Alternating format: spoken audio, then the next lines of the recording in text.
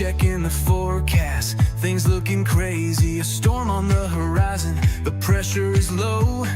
Gotta get moving, put on a show. The news is all buzzing, state of alert, but we've got a plan, we're ready to work. Emergency Management Associates, we're here for the crisis, we're here for the fates. From the first sign of trouble to the all clear sign, we're on the front lines, we're one of a kind. Emergency Management Associates, we're the calm in the chaos, we're opening gates, connecting the dots and making the calls. We're picking you up when you're starting to fall.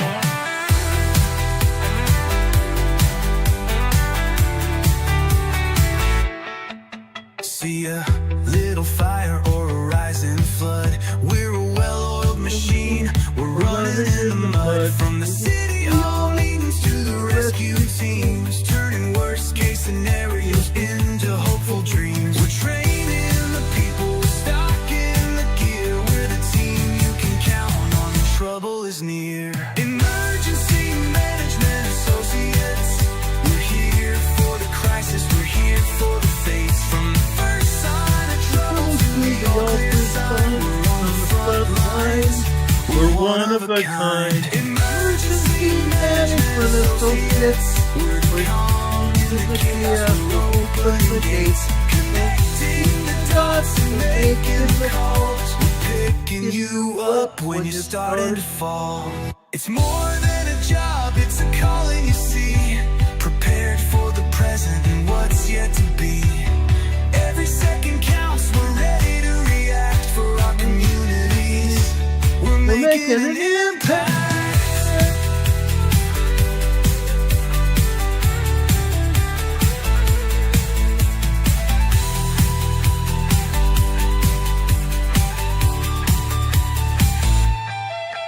Emergency Management Associates, we're here for the crisis, we're here for the fates. From the first sign of trouble to the all clear sign, we're on the front lines, we're one of a kind. Emergency Management Associates, we're the calm in the chaos, we're opening gates, connecting the dots, we're making the calls. We're picking you up when you're starting to fall. Yeah, we're picking you up, we're ready to work. EMA, let's get this show on the road. Can we get this show on the road, guys? I think we shall. This is Emergency Management Associates. We're here for the crisis, and we're here for the fates. We're here when we're picking up all the problems, and we're here for you every day. Every day, guys. Welcome to Emergency Management Associates, guys. My name is Ronald Tyler. I'm the chairman and the CEO of Emergency Management Associates here on the show today. We welcome everybody here that's joined us. Rich Quake is here. It looks like he's the only one here so far, and I'm sorry about that. But we're here, guys. We're here for all of you right now. Now, we are going to basically talk about emergency preparedness tonight, but we're also going to talk about some earthquakes that happened overnight. Let's go to the earthquakes on the USGS map really quick. And this map is going to change in the near future. We're going to take down the USGS map, and we're going to show you, I hope, a real world map of what is exactly happening. Let's take down our webcam as well here. Over here in Fiji, this is important, guys. Over here in Fiji today, okay, we had another large earthquake. Yeah, we had another large earthquake here today.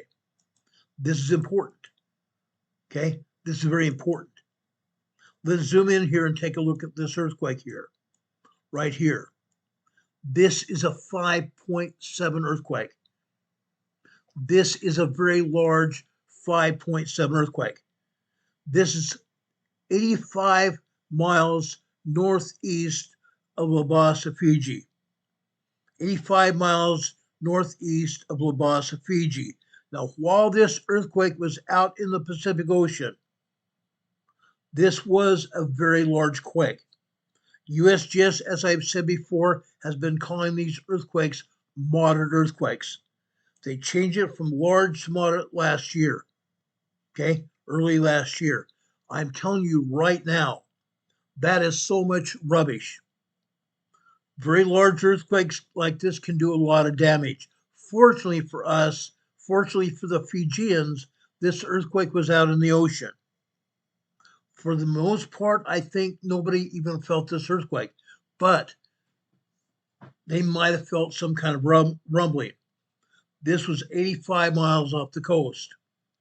They may have felt some kind of rumbling here. I have not got any word lately of what exactly happened here today. Haven't got any word what happened here. This actually happened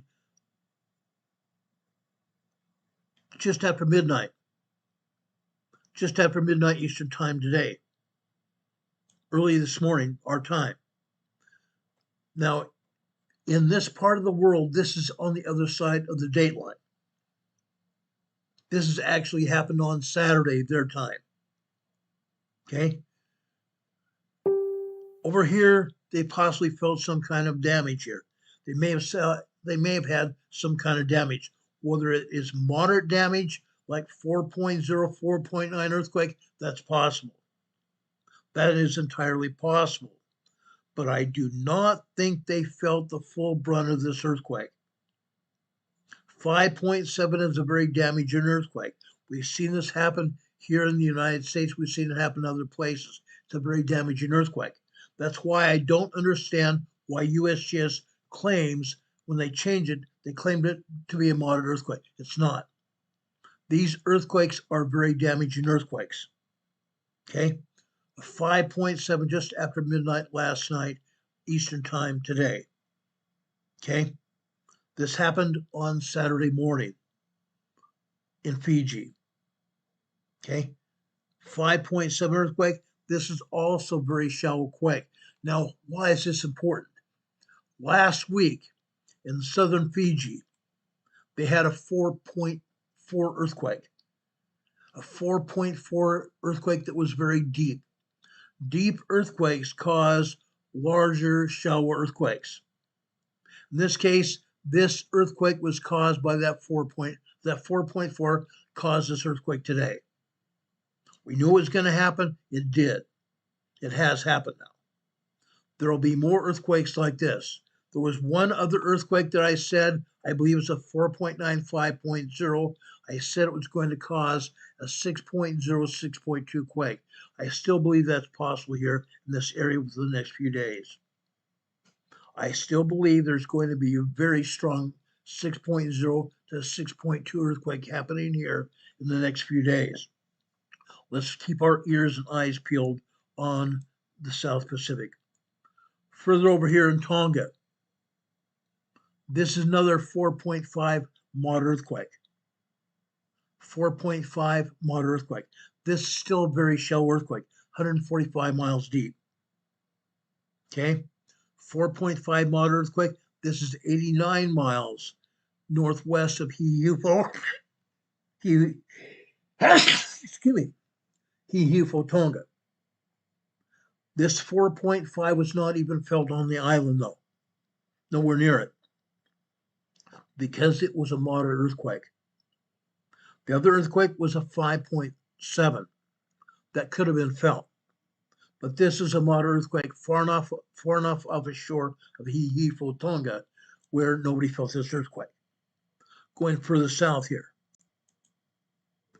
This is a 4.4. Moderate earthquake again. 170 miles west of Huma, Tonga. Houma, Tonga. Far offshore, nobody felt this earthquake either. But it was 285 miles deep.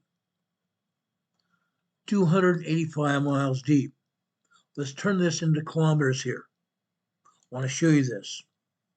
This is 458 kilometers deep. This is still not that deep of a quake. It's a moderately deep quake. 458 kilometers deep. This is not going to cause an earthquake. This 4.4 is not going to be responsible for an earthquake. Remember, deep earthquakes cause earthquakes. shallower and larger. Deep earthquakes cause larger, shallow earthquakes. This was a moderately deep earthquake. This is a 4.3 earthquake here. This is also 350 kilometers deep. Still a fairly moderately deep quake. This earthquake is also not going to cause any substantial quake at all. But this earthquake early this morning is going to do that. Okay? Actually, I'm sorry. This earthquake was a larger earthquake that we said last week was going to be caused by a 4.4 deep earthquake. Okay? That's a difference. That's a difference. Now, again, they're not showing any earthquakes here in New Zealand. There are earthquakes here. They're showing one earthquake up here to the northwest near Papua New Guinea. This is a 4.7 earthquake, also 409 kilometers deep. Still a moderately deep earthquake. Not going to cause any other substantial earthquakes at all. Again, this is offshore. This is offshore of I'm sorry, I can't even hardly pronounce these Indonesian names. Panguna, Papua New Guinea. Panguna, Papua New Guinea. 4.7 earthquake here, offshore. This is far enough off ashore that I don't believe anybody even felt this earthquake either. Okay? The ocean waters absorbed the shockwaves of that quake. We go further to the west, over here in Indonesia. Notice here in Indonesia, they're not showing any earthquakes. That's a fallacy. That's a fallacy. There are 44 earthquakes here in Indonesia today. They're not showing but one. That's a joke. This is an utter joke for this agency. The primary seismic agency of the world, and USGS doesn't show anything substantial at all. This is a 4.7 earthquake. This is 11.5 kilometers deep. This is also 85 or 88 kilometers northwest of Ambon, Indonesia. 85 kilometers northwest of Ambon, Indonesia. Nobody felt this earthquake either. Nobody felt this earthquake either. Okay? Some of those islands in Indonesia are not even occupied either. Okay? Let's go over here into the Philippines. Off the largest island in the southern Philippines. Okay? This earthquake here is a 4.8 moderate earthquake. 4.8 moderate earthquake offshore from Quinablongan, Philippines. Quinablongan, Philippines. 20 kilometers offshore here. 4.8. I don't believe anybody felt this earthquake at all. Going to the north. This earthquake is a 5.1 earthquake. This happened last night. This happened at 23:02 hours Eastern Time, 11:02 p.m. Eastern Time. This was actually today, their time, in the afternoon. This happened again offshore. Offshore from Mindanao, Philippines. Nobody felt this earthquake either. This is also very shallow, 65 kilometers deep. This earthquake just to the east of there is a 4.4, an aftershock of the other 5.1. This earthquake was a 4.4 earthquake offshore, an aftershock of the 5.1 earthquake that happened earlier that night, last night. Okay? That's what's going on here. Okay? Over here off the western shore of Luzon, Philippines here. This is a 4.6 earthquake, also 10.0 kilometers, 6.2 miles deep. Offshore from Luzon, Philippines.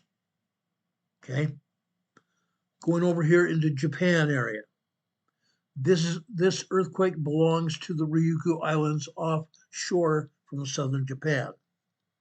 The Ryukyu Islands belong to Japan. Even though this earthquake is closer to Taiwan, this earthquake is a 4.8 moderate earthquake. 150 kilometers, 159 kilometers north of Hihira, Japan. Hihira, Japan. Right there. Right there. Okay? 4.8 earthquake here in the Ryukyu Islands here. Going north here in Japan. East, southeast of Japan here. This is a 4.6 earthquake here. Moderate earthquake again. This is 152 kilometers deep. This is a 4.6 moderate earthquake. Far off the shore, nobody felt this earthquake. 276 kilometers from Shimoda, Japan. We go further offshore. I'm not saying offshore. I'm sorry. That's a slip of the tongue. Going up here to northern Japan here, between Hokkaido and Honshu, Japan. They're not showing you any earthquakes, but there are minor, small, and moderate earthquakes here in this area where we continue to have aftershocks. Going to continue to have aftershocks for many, many months, even years. Okay? Up here offshore of Kamchatka Russian Peninsula. Down here, east of the Kuril Islands here. This is a 4.8 earthquake here. 4.8 earthquake here. Going further north here, off the southeast side, the Kamchatka Peninsula here. This is also 4.3 earthquake, 75 kilometers east of Petropavlovsk, Russia. This is offshore. Nobody felt this earthquake either. It's also a very shallow earthquake, being 53 kilometers deep. Nobody felt that earthquake at all. Going over here into China here. Afghanistan area. Eastern China, Western China, Afghanistan here. This is a 5.3 earthquake here. A 5.3 earthquake. Large earthquake. This is also 33 kilometers deep. Very shallow earthquake. Guys, these people in Afghanistan have not even had a chance to recover. They had a very shallow 6.1 earthquake hit here a couple months ago. Several months ago, actually. That was a devastating earthquake. It completely leveled one of the towns there in Afghanistan. This is just one more earthquake here. A very dangerous 5.3 earthquake. In this area of the world, the houses are built very sloppily. Mud brick houses. They're not kiln drying brick at all. They're mud brick. The mud brick. In some cases, their houses are built out of flimsy lumber as well. They're not built very well at all. When they have an earthquake of this size, their homes and businesses crumble. Okay? Their homes and businesses completely crumble. It's incredible what happens. We showed you the damage from the earthquake before. This is going to continue to happen. This will continue to happen.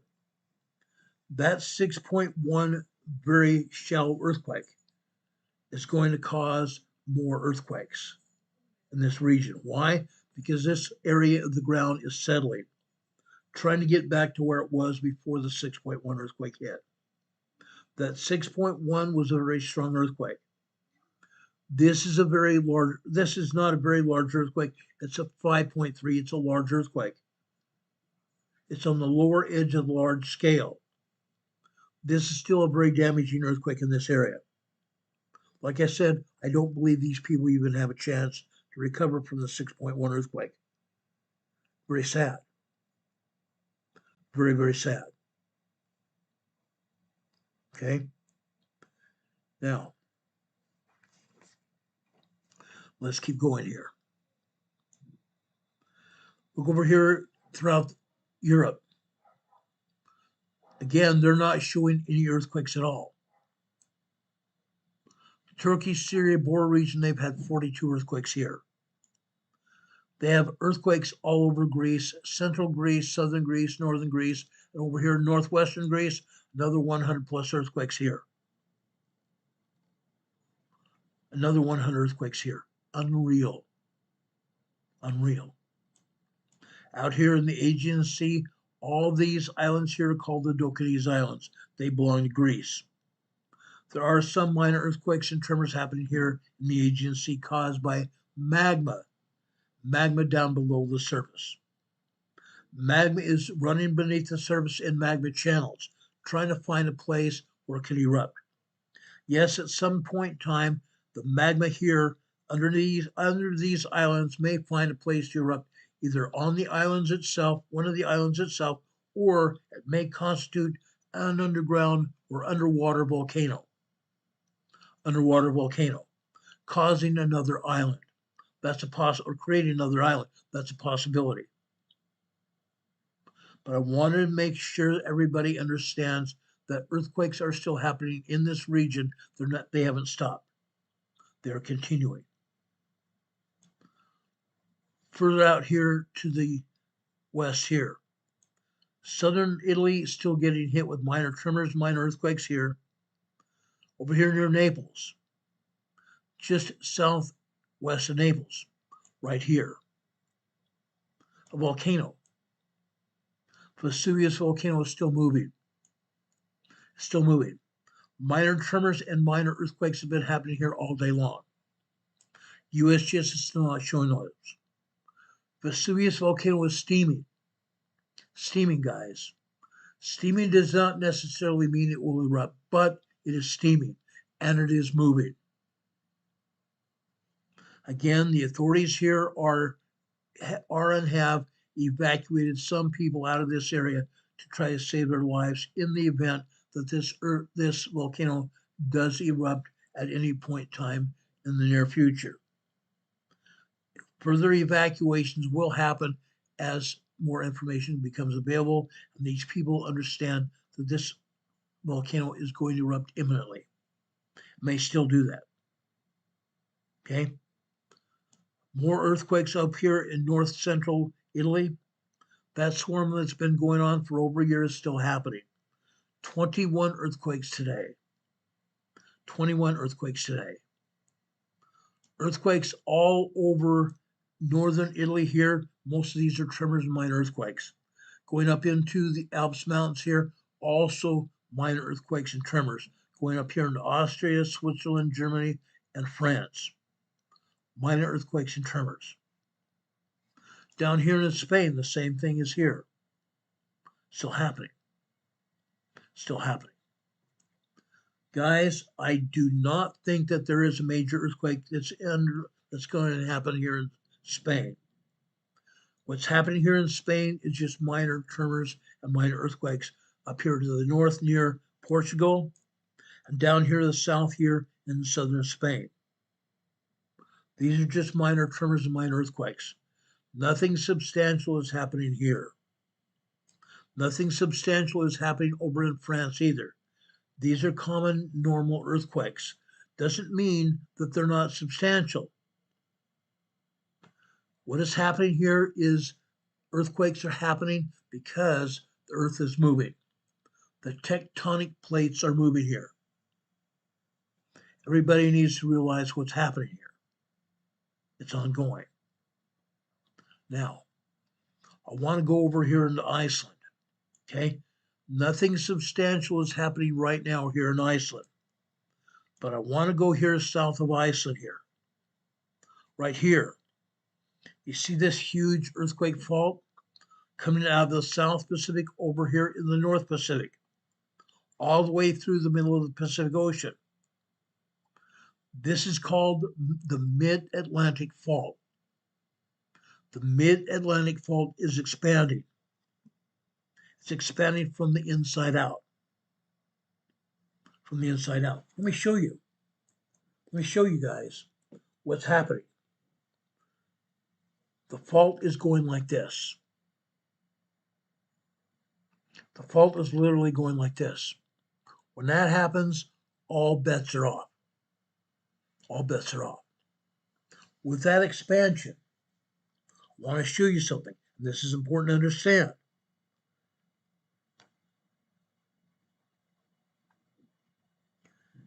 This is very important to understand, guys.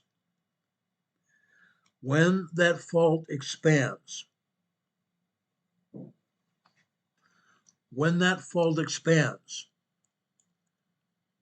magma from down under inside the earth, magma from the core of the earth is pushing its way up. And it will fill in the gap of the expansion. Will fill in the gap of the expansion. That's what is happening here in the Mid-Atlantic Ocean. It's ongoing. It's very much ongoing. New crust is being created here. New crust is being created as that big, huge gap in the Atlantic Ocean opens up. New crust is being created by magma from beneath it. Now, what's happening here? What's happening here? Let me show you. Okay. Remember we had the volcano erupt over in Iceland? We had many volcanic eruptions in Iceland. So these volcanic eruptions happened. They were huge, long fissures that open up. Huge, long fissures that open up. Where do they open up at? Where do those fissures open up at? Right alongside or in that area where the Mid-Atlantic Fault goes through Iceland. That's what happened here. When those fissures of lava opened up and were spewing huge fountains of lava, those long fissures were caused by the Mid-Atlantic Fault opening up, expanding. That's why I believe we got these fissure eruptions. That's why I believe we had these fissure eruptions. Okay? That's what happened. It's going to be ongoing. As that Mid-Atlantic Fault opens up like this, it continues expanding.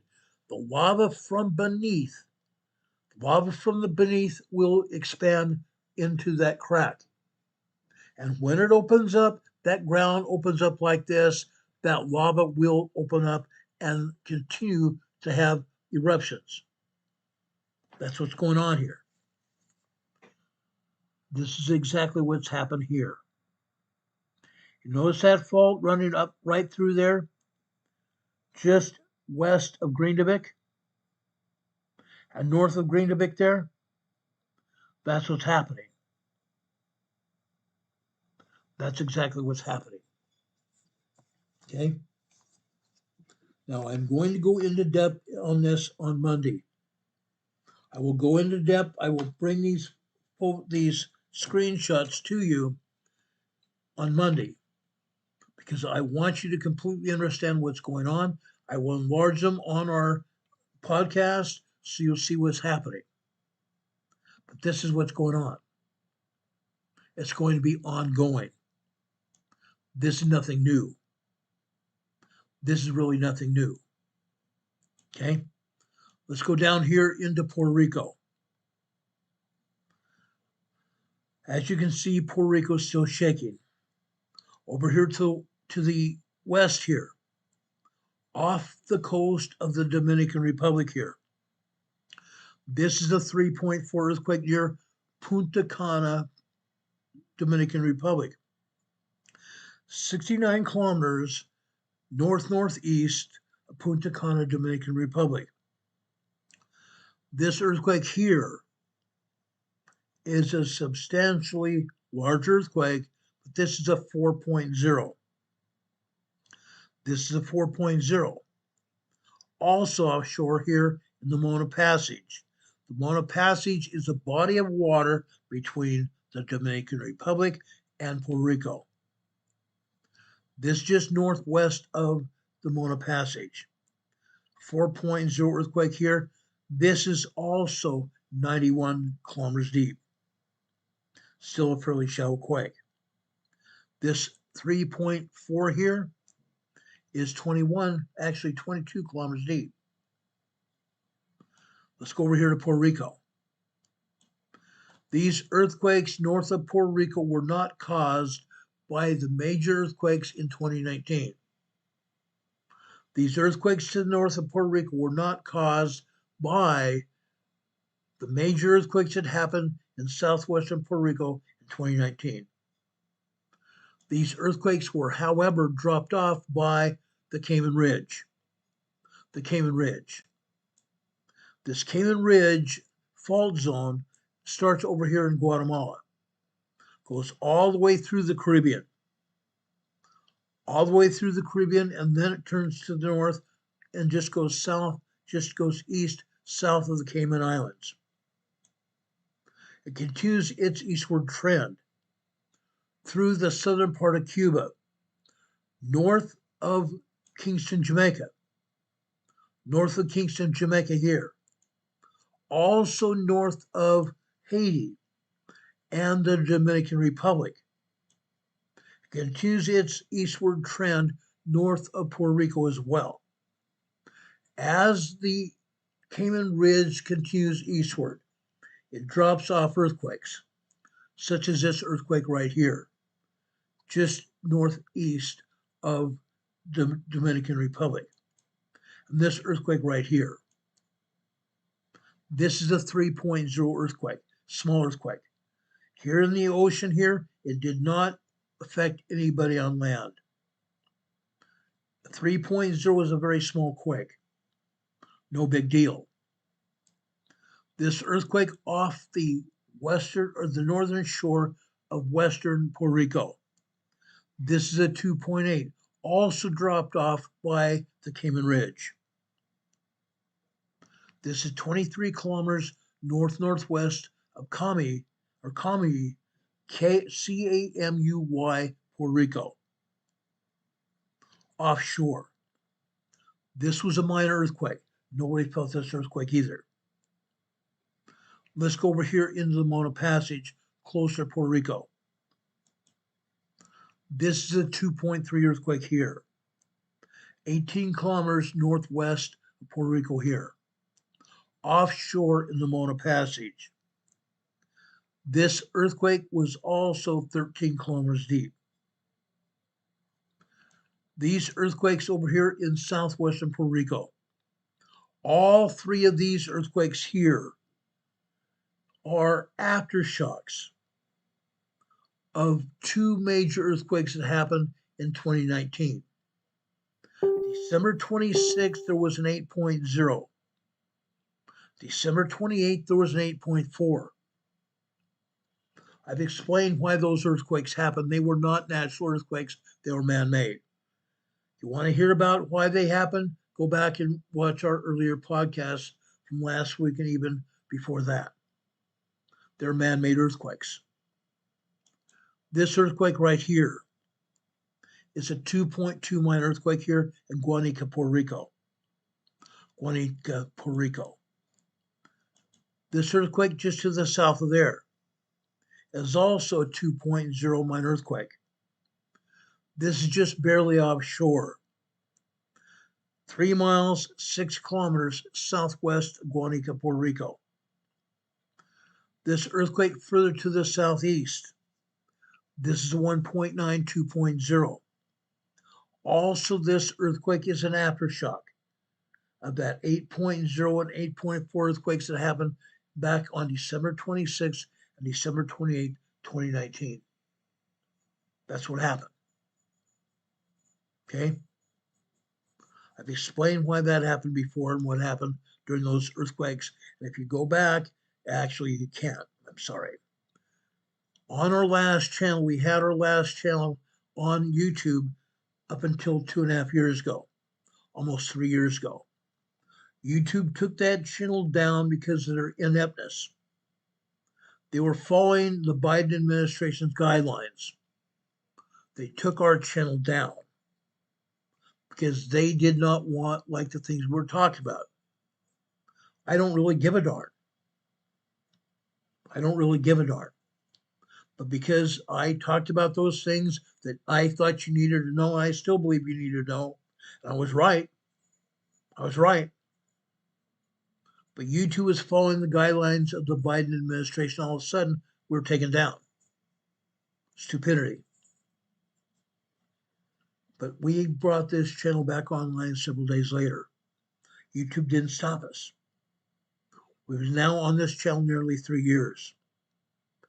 This is a 2.0 earthquake over here up here in eastern Puerto Rico, southeastern Puerto Rico. This is a 1.8 tremor here. 1.8 tremor here yet. Okay? Tremors happen. Tremors happen. 1.8 tremor here. This is 24 kilometers deep. Not bad. Not bad. Still a very shallow earthquake. We are not getting any reports here in the Leeward Islands of any earthquakes here. There may be tremors. Yes, we have volcanoes on every one of these islands here. Volcanoes are moving. They're recharging. But we have no concurrent reports of any activity at any of these islands right now. Okay? That's a good thing. That's a very good thing. Now, while I have this map up, I want to go over here in Nova Scotia, Canada. One of our own family members lives here, Rich Quake. At the beginning of this broadcast, he said, there's one heck of a storm building in here. That's true. There is one heck of a huge winter storm building in here.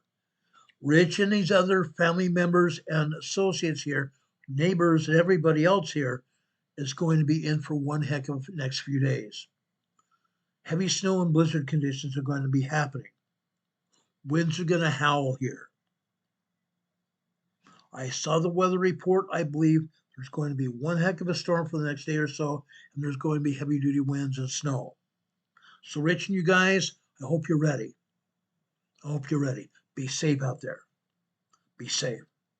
We're going to be talking about preparedness and winter preparedness and every other kind of preparedness, but we're going to be talking about that tonight in just a few minutes. I want everybody to buckle down.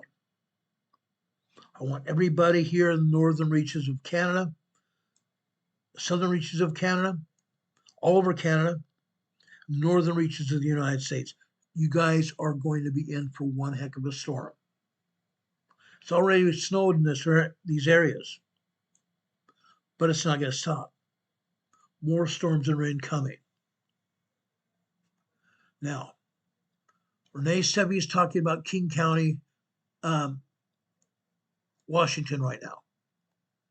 In the chat, she's talking about a flood warning is continuing in King County, Washington State until further notice. The Green River near Auburn, Washington is affecting King County, overflowing. The dam floodgates have been released. It's going to flow and it's going to go over farmland and inundate people's homes. Very sad thing. Very sad thing. A flood statement has been issued by the National Weather Service, Seattle, Washington. Flood warnings continue for White River at R Street Bridge, affecting Pierce and King counties until further notice, caused by dam floodgate movement. That's what's happening. It's going to continue to happen, guys. It's going to continue to happen. The storms are continuing coming in off the Pacific, not just in Washington, but also in Oregon. A flood warning was issued by the Weather Service out of Seattle, White River near Mud Mountain. Dam overflow affecting Pierce and King counties until further notice. The Cowlitz River and Randall affecting Lewis County until tomorrow morning. Water flooding in that area is occurring right now. The Cowlitz River below Mayfield Dam affecting Lewis County until further notice. Lots of rain. My dear friend Laura Marie in Oregon. She says lots of rain in Oregon. We are on the verge of flooding. Thankfully, we have a break in the rain until more starts later. God bless all of you. Laura, Scooter Pie, and everybody else that lives here in Washington, we're praying for you. We hope this flooding stops. We hope the rain slows down and stops very soon. This is a very sad state of affairs here in Washington and Oregon. This is Christmas time. People have been preparing for the holidays, and now they're being flooded out and evacuated from their homes. Not a pleasant experience during the holidays at all. May God bless you all. May God bless you all. Over also in Washington, Chehal's River at Porter is affecting Grays Harbor County until Saturday morning. Minor flooding is forecasted. Okay? Again, the Chehalis River at Porter is affecting Grays Harbor County until Saturday evening. Also, the Snohomish River. The Snohomish River at Snohomish is affecting Snohomish County until Saturday morning. Minor flood is forecasted. Minor flooding is forecasted there. The Snohomish River at Potlatch is affecting Mason County until Friday evening. Minor flooding is occurring there. It's going to be bad, guys. This is not going to get any better. It really is not. Really is not going to get any better. Renee Seppi, I appreciate you sharing this information with us. Lori, you can always send me a message and I'll put it on the air as well. I appreciate all of you contributing information to our channel and to me so I can put it out for everybody's safety. Flood warning is still in effect in Pendleton, Oregon. Proportions of south central Washington, including Kittitas County, K-I-T-T-I-T-A-S County in Washington. Flood warning remains in effect until 4 p.m. Saturday. Now, the flood warning may continue. You need to be aware of that. They may continue this flood warning. Any of these flood warnings, they can continue.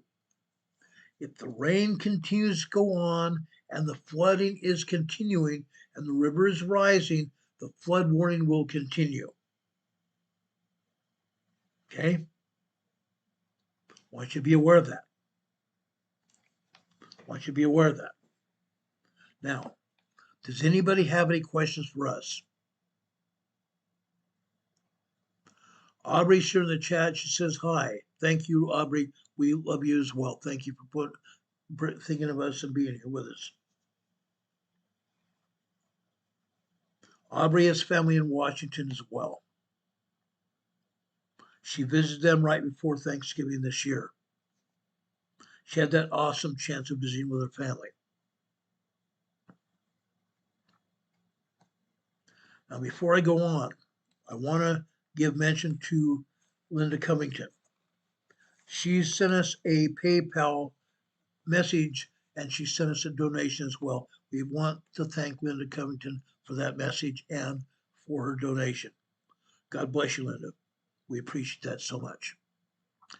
Does anybody have any questions about what's going on with flooding or the earthquakes?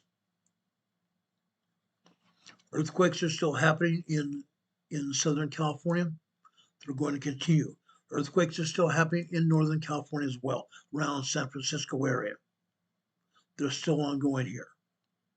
Over here, between the Hayward and the Calaveras Fault, they're still happening. Alamo, California here. This is a 1.3 tremor here, and right here just to the northeast, this is a 1.2 also northeast of Alamo. Okay, down here to the south of that one. This is San Ramon. San Ramon is still getting hammered with minor earthquakes. This whole area is moving. It's going to continue that. I believe we're going to get hit with a large earthquake. Please stay tuned to this channel because when it does happen, we'll put it out on the air. We'll put it out on the air. Everybody here deserves to know what's going on. Santa Rosa also had another earthquake here. This is a 1.4 near Calistoga, California, just northeast of Santa Rosa. Seismic activities continuing here. Also related to what? The Hayward Fault. Again, the Hayward Fault is moving, guys. It's moving. It's moving. I believe we're going to be preparing for a large earthquake here. Be aware of that.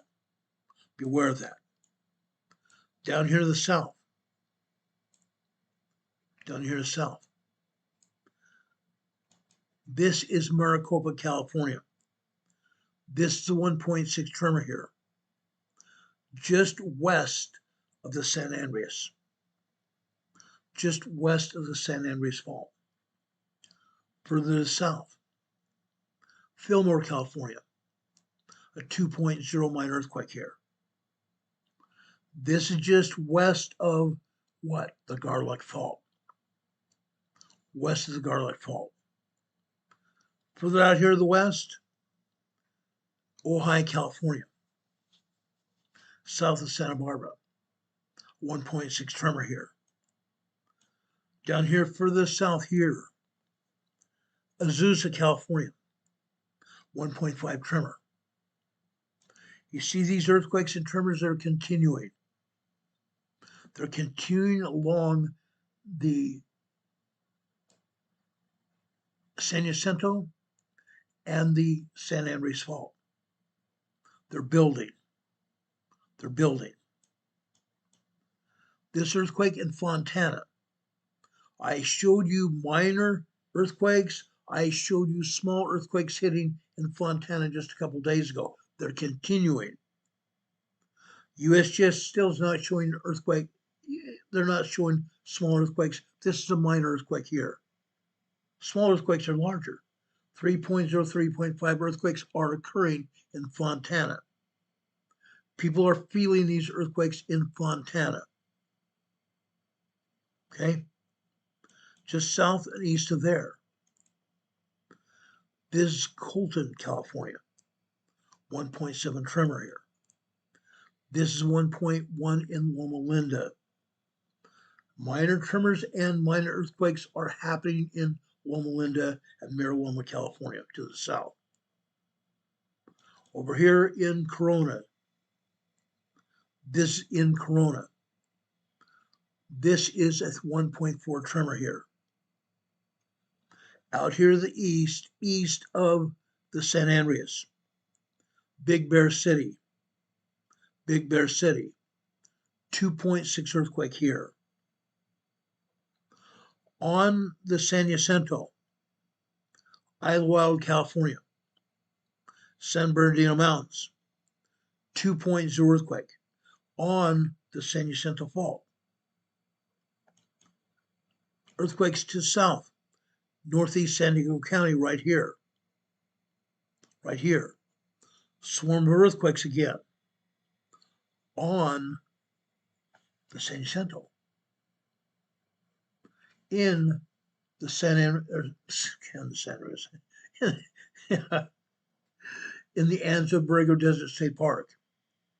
Anza Borrego Desert State Park, swarm of earthquakes. Tremors and minor earthquakes here. Tremors and minor earthquakes here. This is a 3.2 earthquake here, small earthquake here. But all the rest of these are either minor earthquakes or tremors. This is a 2.3 minor earthquake here. This is right here, 1.9, 2.0 here. Over further east here, this is a 0.5 microquake. We have microquakes, tremors, minor earthquakes, and small earthquakes here. in the Anza-Borrego Desert State Park, northeast San Diego County. Northeast San Diego County here. They're continuing. This earthquake down here to the south is in Anza-Borrego State Park in Borrego Springs, California. 0.8 microquake here. This is a 0.6, also in Borrego Springs. Over here in San Diego County here, Palomar Observatory. Palomar Observatory, the Hale Telescope. Hale Telescope is here. 0.8 microquake here. 0.8 microquake here. North of the Hale Telescope here, 9 kilometers, some almost 4 miles east of Palomar, is a 0.7 microquake. Wild, huh? Absolutely is. Absolutely is. Over here in the Imperial Valley, unfortunately, USGS is not again doing its job. They're showing one earthquake over here. This is south of Salton City, 1.0 tremor. Salton City is right here. Salton City is right here. Look at that. All the way down here to the south. 1.0 tremor here. Sad. Sad. They do not want to even show exactly what's going on. Earthquakes all the time happening over here in Bombay Beach. Over here in the northeast, we have North Shore Salton Sea here. We have earthquakes and tremors here. Mostly tremors today. They're not showing that. Calipatri here has anywhere from 75 to 150 earthquakes in this area here. Today, every day. Yet they're not showing anything here as well. Sad. Sad. Further down here to the south, earthquakes continue to happen. Raleigh, California here. Raleigh, California here. Down here in the town of Imperial here. The town here of Imperial is still having earthquakes. We showed you multiple 3.0 earthquakes here in the town of Imperial here the other day. South of Imperial, El Centro, where our EMA family member Juanito and his family live here. We have 20 to 25 earthquakes a day, 3.0 and larger here. 20 to 25 earthquakes a day, 3.0 and larger, every day here in El Centro. Incredible. They continue to happen every day. Over here in Holtville, right here in Holtville, earthquakes every day. Minor tremors, minor earthquakes, and 3.0 earthquakes here in Holtville too. It's very sad that they don't want to show these earthquakes. It's very sad they don't want to show these earthquakes. It's a joke. It's a joke.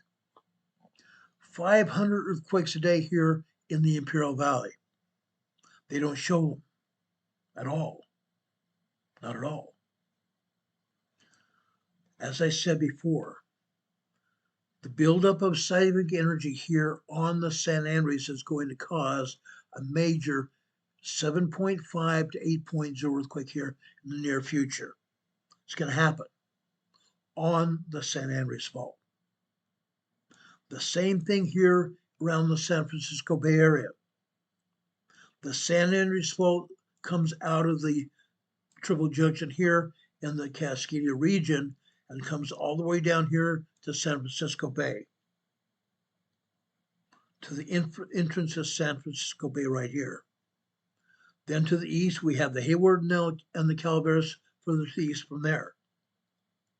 All three of these faults are locked and loaded as evidence of the swarm of earthquakes that we continue to see here in San Ramon and east of the Hayward Fault here. They're continuing. That means that large energy is locked up and loaded here. It's going to happen. It's literally when. We don't know. We don't know. But it is going to happen. Southeastern Alaska is also continuing to shake here. Southeastern Alaska is continuing to shake. We've had 4.5s, we have had 3.0s, 3.5s. We've had all kinds of minor earthquakes here. They're continuing to happen. Again, the USGS is not showing all the earthquakes here. I counted 20 earthquakes just last night. 20 earthquakes here in the southeastern part of Alaska last night. This is a 3.5 here. This is north of Yakutuk, Alaska. 3.5 earthquake. They continue to hit here. Okay? Down here for the south here. This is Elfin Cove, Alaska. Elfin Cove, Alaska. This is a 4.0 earthquake here. Look where it's at. It's on that same fault zone coming out of where? Haida Gwaii. Further south, Haida Gwaii down here. This fault zone is popping, guys. This same fault zone is popping.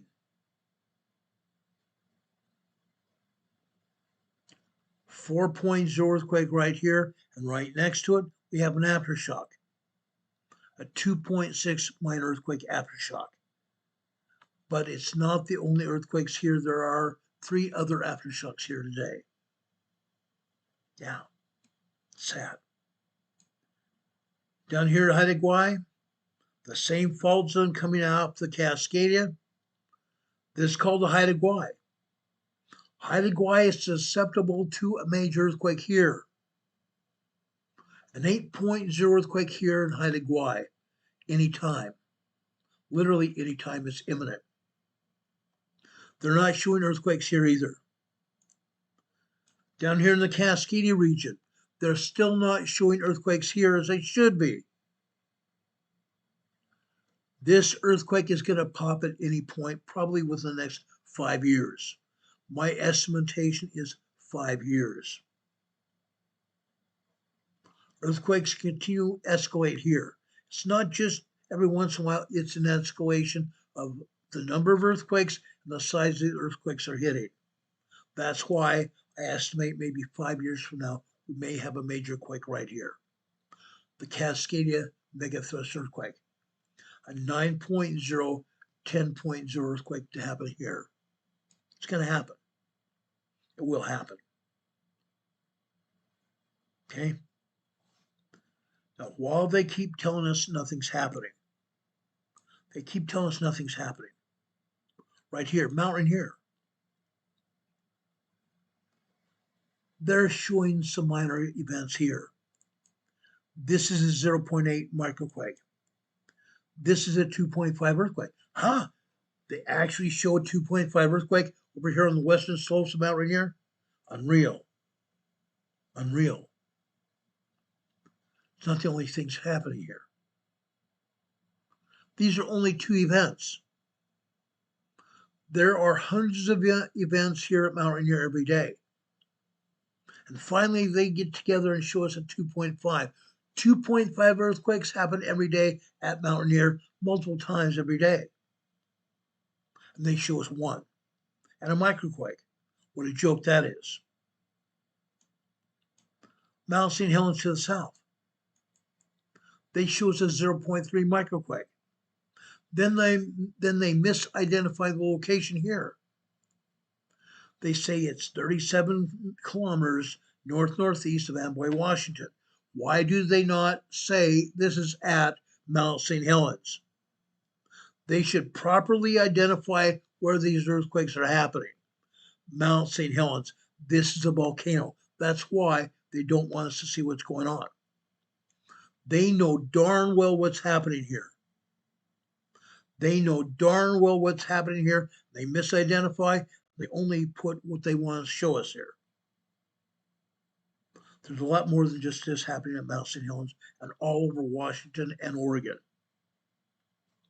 All of the Cascade volcanoes are recharging here. All of them are recharging and Mount St. Helens and Mount Rainier are probably two of the most viable candidates for a possible eruption in the very near future. It's going to happen. It's going to happen. All right. Let's get away from earthquakes right now. I have a lot more to talk about. As I said, we're going to be talking about emergency preparedness tonight. It's Friday. I try to talk about emergency preparedness every Friday. This is important. This is very important. Okay. I want to talk about preparedness. The first thing I want to discuss right now are 50 items that will disappear fast in a crisis. 50 items will disappear very fast in a crisis. You may want to take notes of this. You may want to take notes about this. Before I get started, let's catch up with what Renee Seppi's put here in the chat. Weather statement coming out of Pendleton, Oregon. Winter storm warning remains in effect until 4 p.m. Saturday.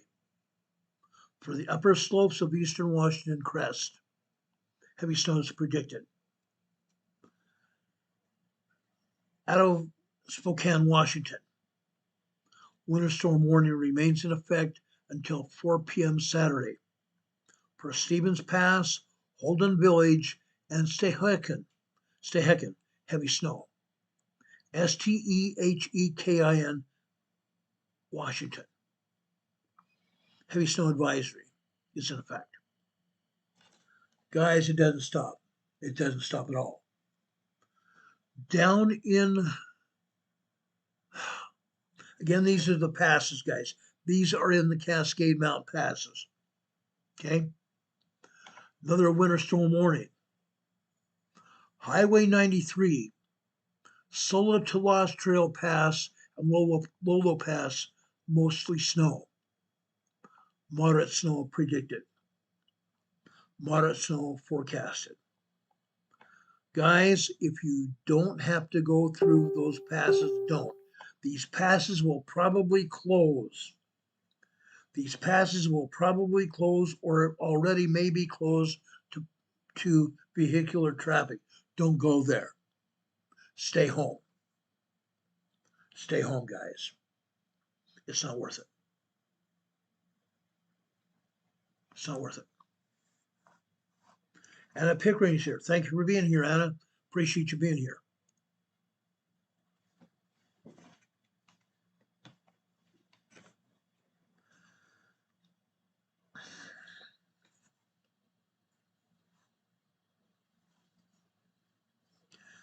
Linda Cummings is here. Linda, I told everybody about your donation that you gave us last night on PayPal and your message. We really appreciate it. Thank you so much, Linda. Linda's also mourning the loss of a local student in Midlothian, Virginia, victim of the college shooting this week. Sad. Very sad. And guys, the person who did that shooting, the person who committed that shooting at Brown College killed himself. He was a coward. The man that committed that shooting at Brown University was a coward and killed himself yesterday. The FBI was preparing to raid his apartment and they found him dead inside. A coward. A coward. Another coward. Very sad. Thank you, Renee, for all you do for us and putting this emergency information out. Now, again, let's get back to 50 items that will disappear fast in a crisis. You may want to take notes. Get your pen and paper out, guys. You may want to take notes. Now, photos show up in the media just before or just after every sort of disaster. We've seen it. We see images of people lining up to buy emergency supplies. We also see sold out signs and rows of empty supermarket shelves. Clearly, the time to stock up on these items is not when you need them. but well before you need them. If you are preparing a preparedness lifestyle, you're embracing it. You already know that you're going to need to plan ahead to protect your family and friends. You certainly don't want to be one of those people wasting time and precious resources trying to find survival items at the last minute. Whether it is a natural disaster such as a hurricane or earthquake or heavy snow or flooding or fires, or a human-made emergency such as an act of war, most essential items will disappear quickly from storage shelves. We know that. In many crisis situations, guys, stores may not even be open to serve the public. They'll close down. They'll close down and board up their windows to prevent looting. As you build your emergency pantry, here are 50 items to consider stocking up on right now before it's too late. Aluminum foil. Aluminum foil. Aluminum foil is often overlooked as a disaster supply item. It's useful for all kinds of cooking, whether you cook anything on the stove or whether you cook it in your oven or over a fire. Aluminum foil can be used for all kinds of cooking or food storage as well. It has many survival uses. Let's talk about animal food. Do not forget your pets. Do not forget your pets, your livestock, when it comes to stockpiling food. They also need water. They also need water. Antibacterial soap and wipes. These things will help keep you clean and help keep your animals clean as well, while saving your precious water supply. Baby supplies. Do you have or are you expecting a baby? Diapers, wipes, and formula may be in tight supply during a crisis. Diapers and wipes and formula have many other uses as well. Consider that. Baking soda. Guys, baking soda is incredibly useful, not just for baking, cleaning and deodorizing as well, and cooking. Baking soda. Bandanas and handkerchiefs. Bandanas and handkerchiefs are very useful. They can help keep you cool. If you soak them in water and wring them out and tie them around your neck or put them around your neck underneath your shirt top here, they can help keep you cool. Or around the top of your head is a bandana. Rotate them out as well. Keep them clean. Okay? Bandanas and handkerchiefs can also help you breathe easier when there's smoke and air quality problems. Bandanas have multiple uses. Batteries. Have a fresh supply of batteries. We talk about this all the time. Just for a quick break. Renee Steffi is also reporting a winter storm warning. We reported this yesterday near Billings, Montana. Okay? For Absaroka and Beartooth Mountains, periods of heavy snow. Periods of heavy snow. Out of the National Weather Service out of Pocatello, Idaho, where I was born.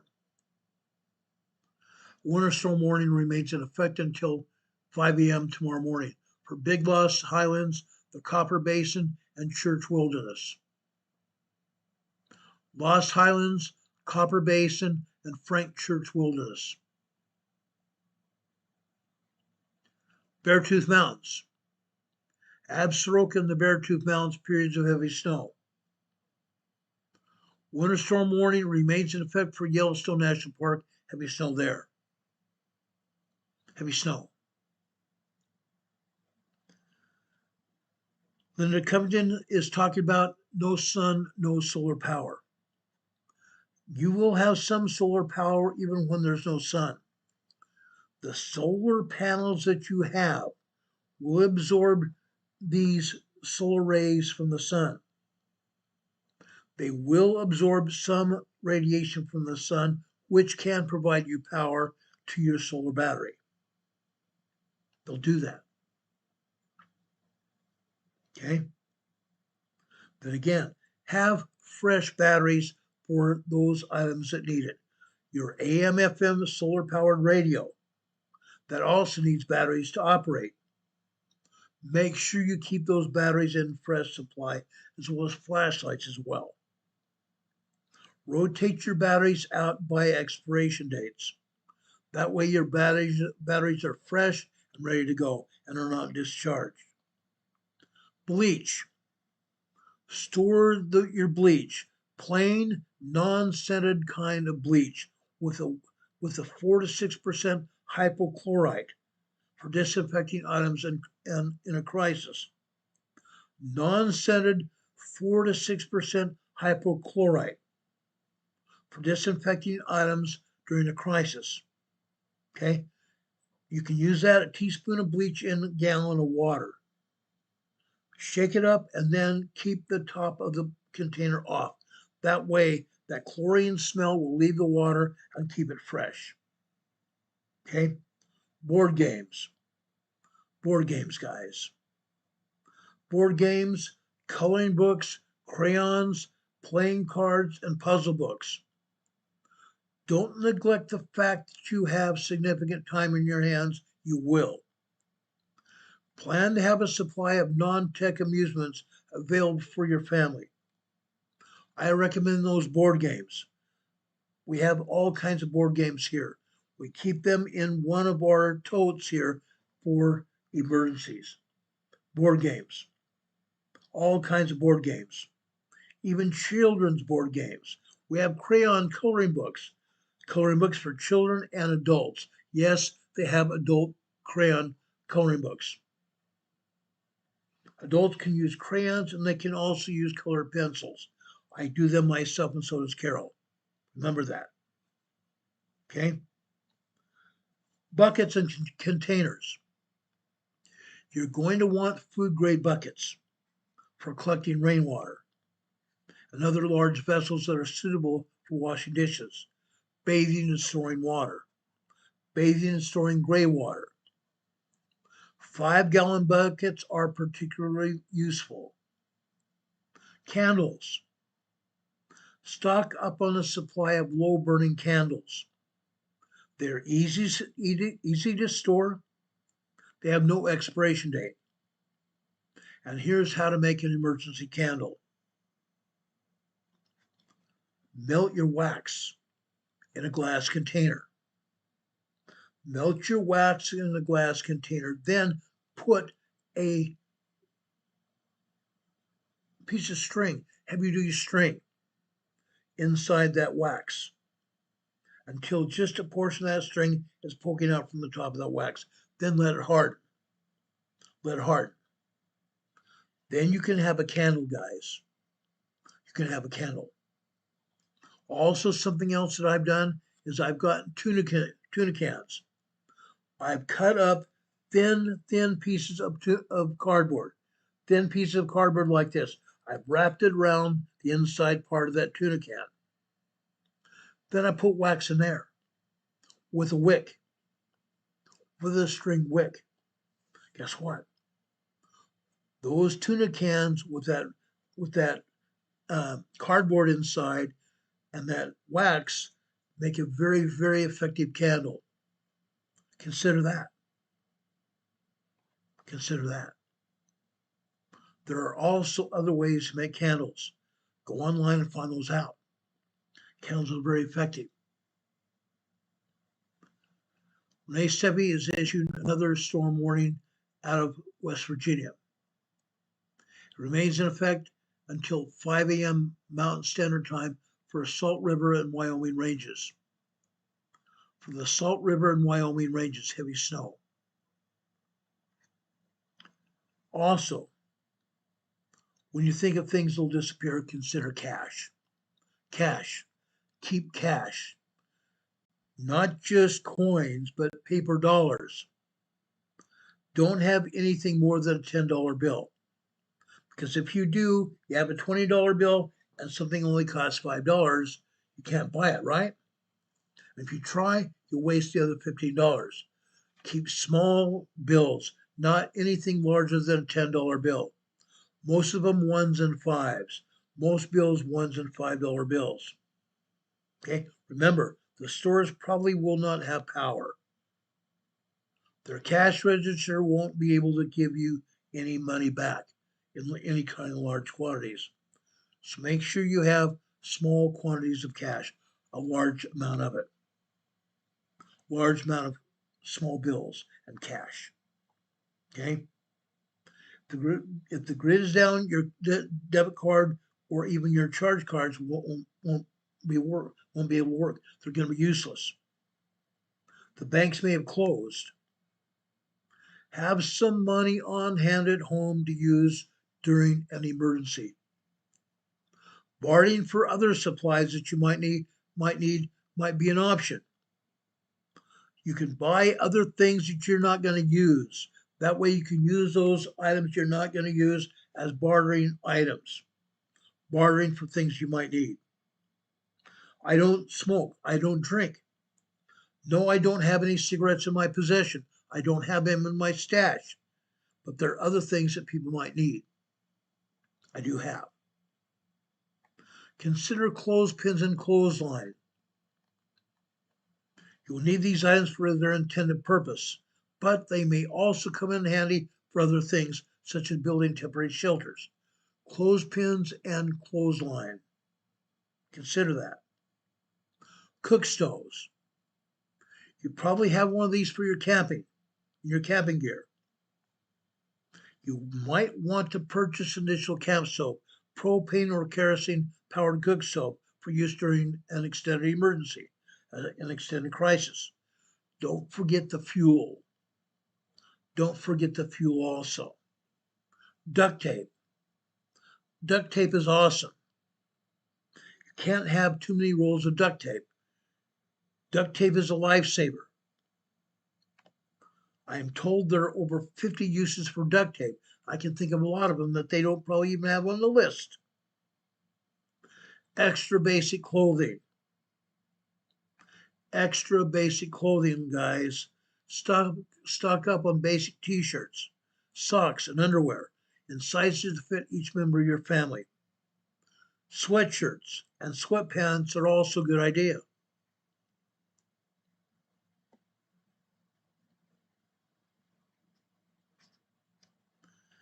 Now I want to repeat what Don Patoka just said in the chat. Don Patoka is one of our mods and one of my dearest friends. He says, for years I keep hearing, I can't do this, I can't do that. Can't never did anything. I can does everything. Mental conditioning and proactive action is paramount during a crisis. Absolutely true. First aid kits. First aid kits. We talked about this the other day. I'm talking about it again now. First aid kits. See that you have a very well-stocked first aid kit. Basic medical supplies. Pain relievers. Rubbing alcohol. Antibacterial ointment. Band-aids. Bandages and medical tape of all sizes. Safety pins. Disposable sterilized gloves. Disposable sterilized gloves. Gauze dressings.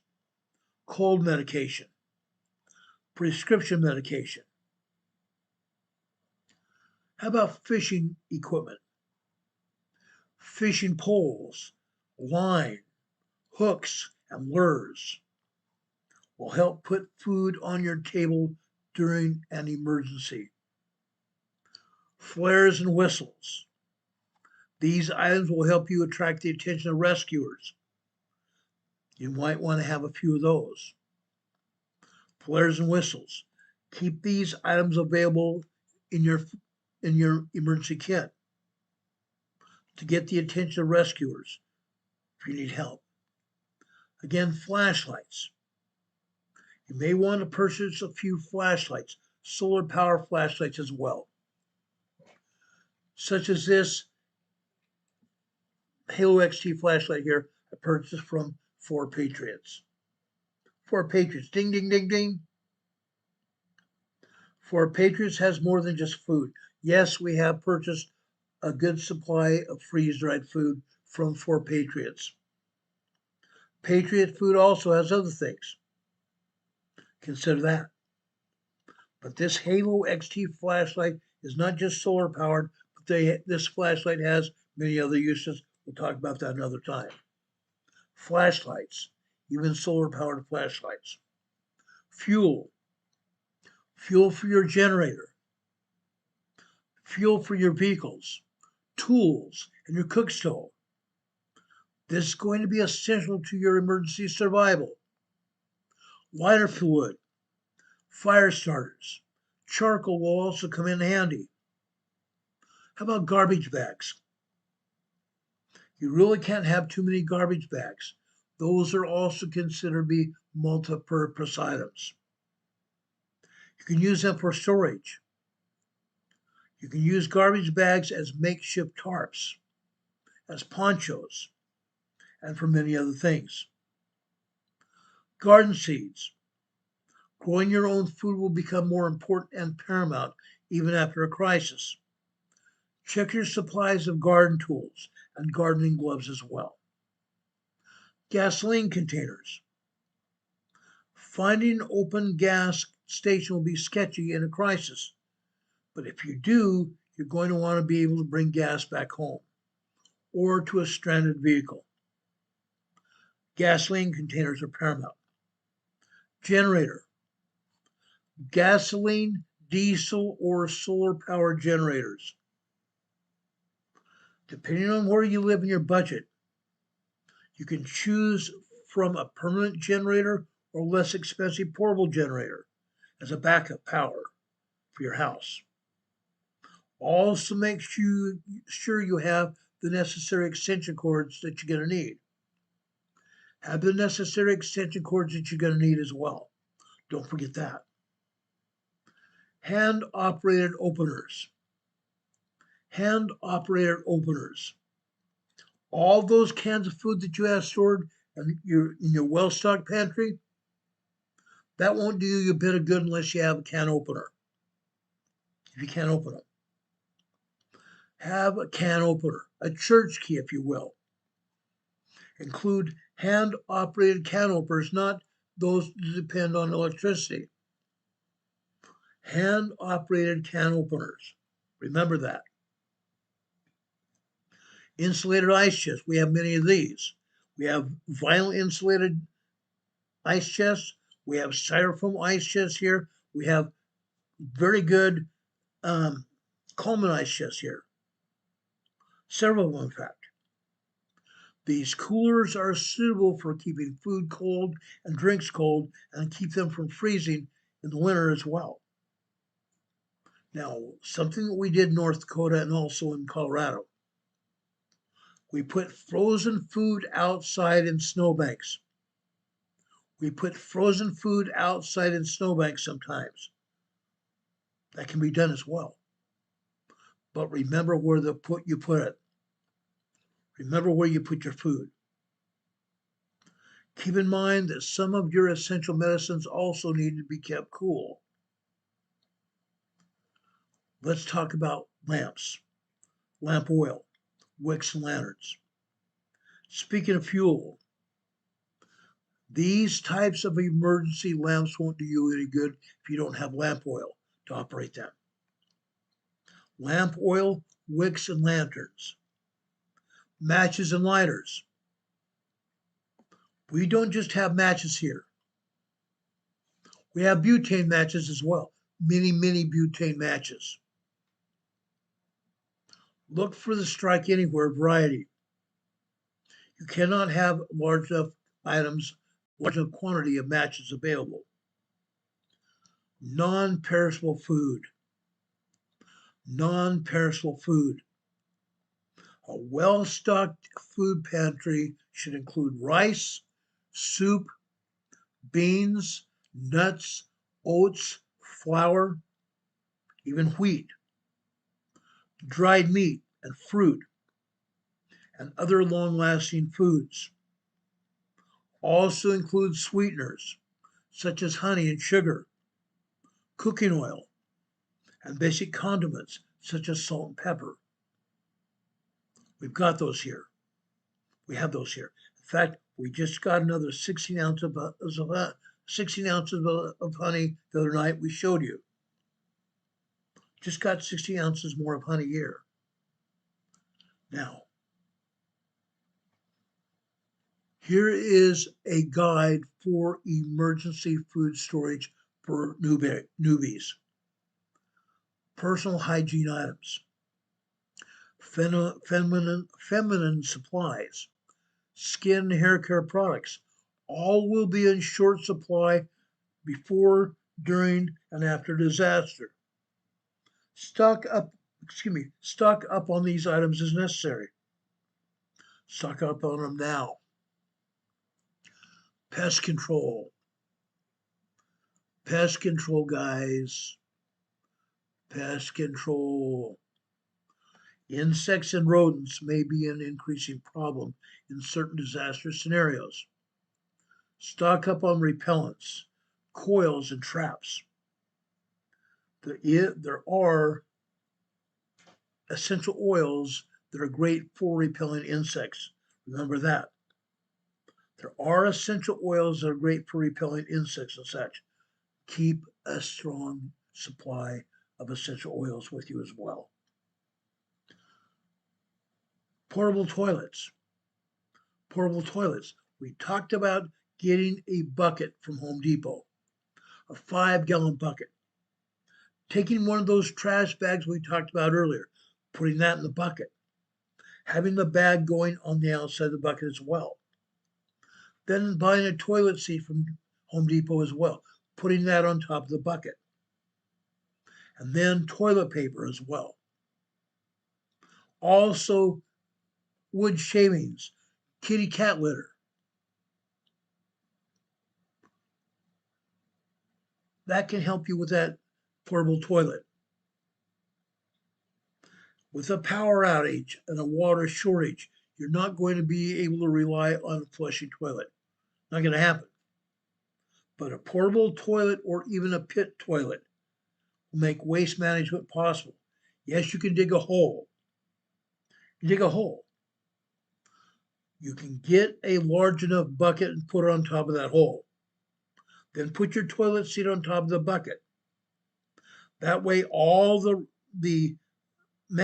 fecal matter can go into the hole, and then you can bury it up, and then dig a new hole. Waste management is going to be a problem unless you can do this. I just told you how to build a toilet. Propane. Propane, guys.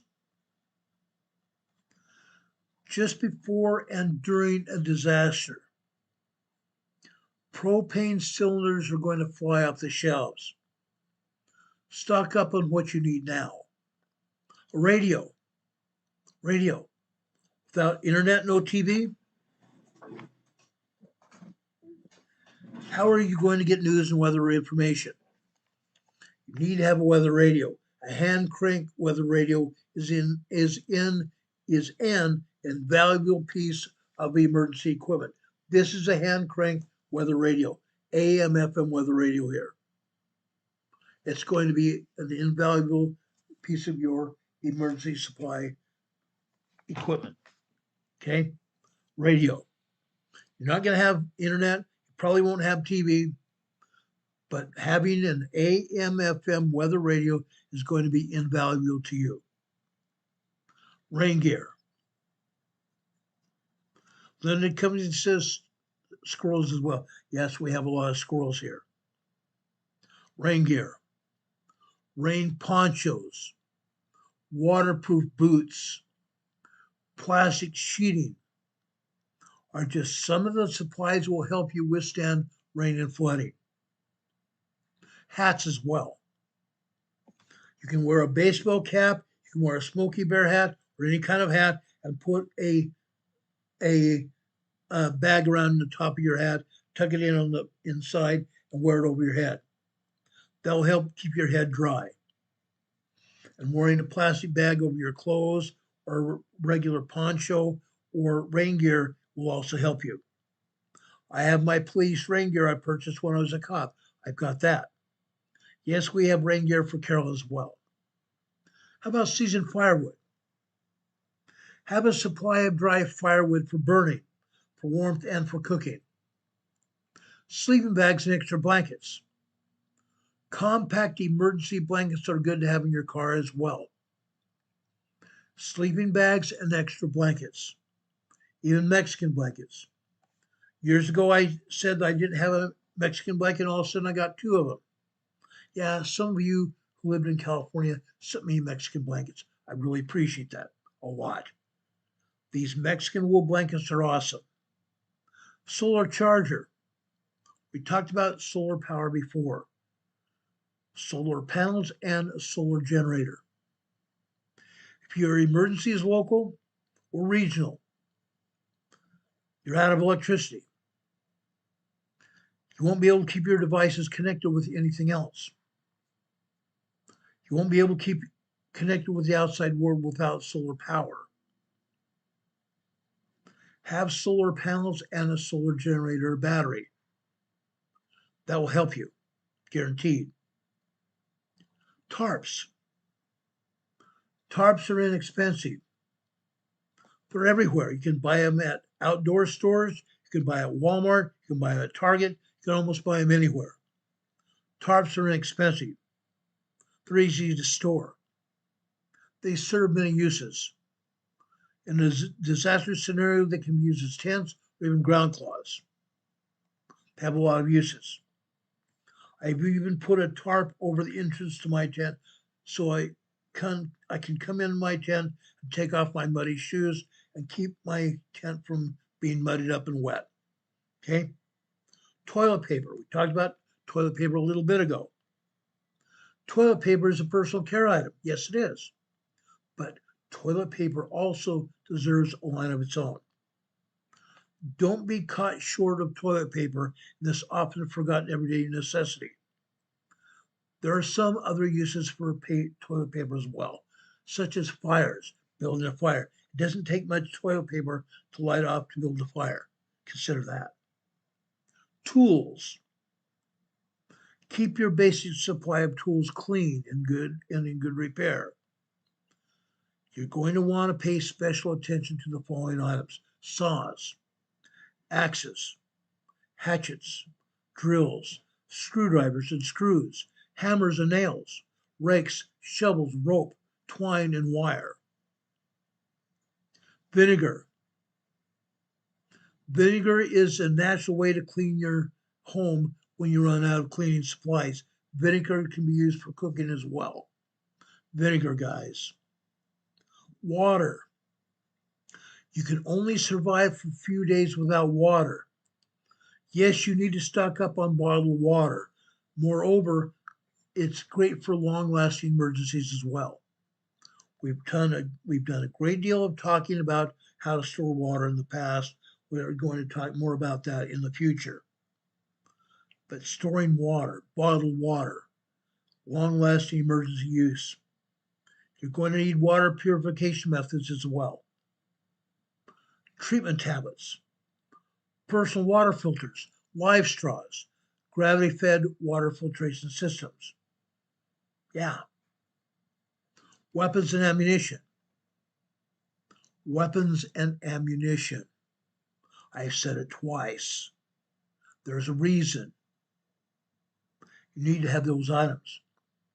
Be sure you are well stocked in supplies for both self-defense and hunting for food.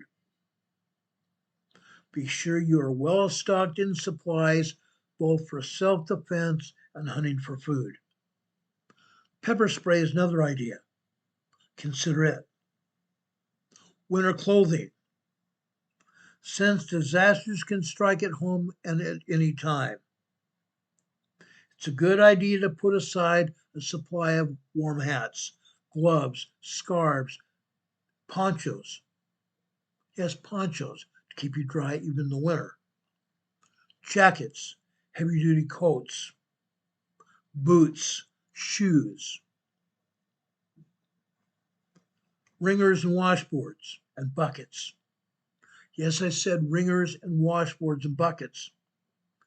Back in the day, even my mother used a wringer. Yes, she had an old washing machine where there was a wringer. Wringers and washboards. They were very handy in the old days. They can still be handled today to keep your clothes clean. You're going to need these for cleaning clothes and towels. You don't want to waste valuable fuel on powering your washer. You can use buckets, washboards, and even wringers to wring out the water. Writing paper, pens, and pencils. Writing paper, pens, and pencils. If you're used to using a keyboard, you want to have old school methods of making lists and keeping notes and making reminders to yourself. You may also find that journaling to be both useful and comforting during a crisis. Yes, I do journals as well. I have a supply of journals from over the years, the last maybe 10 years that I've been keeping journals. Journals is great. Can be very comforting during a crisis. Plus, if you keep a journal, guess what? Your children and grandchildren may be able to go back and look at what you wrote. That information can be useful for all of them as well. Zip ties. An inexpensive stock of zip ties. Large, small, and medium zip ties. Okay? They're very useful in crisis situations as they are in other situations throughout our life. Zip ties is something that people forget. Remember zip ties. Ziploc bags. Stock up on Ziploc bags in several sizes to keep food, medicine, and other small items safe and dry. Also to keep your maps and your medical cards, driver's licenses, copies of everything, insurance documents, certificates. To keep those dry, keep a 1 gallon supply of Ziploc bags in store in your emergency supplies. Very important. Let's continue this discussion here. Let's continue this discussion. Let's talk about an escape trunk. Let's talk about keeping an escape trunk. Creating a vehicle survival kit. Creating a vehicle supply kit.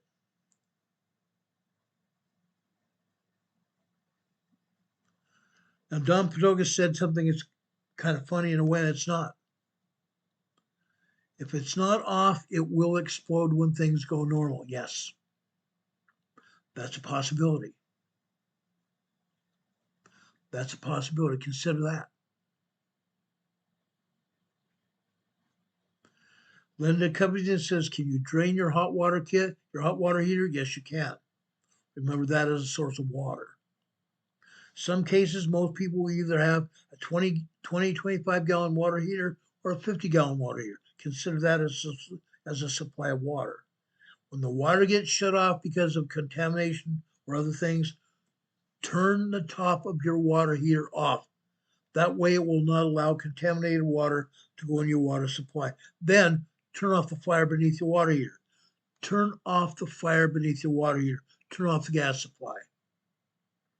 Okay? That will also become very helpful to you. That way you'll have that water in your water heater.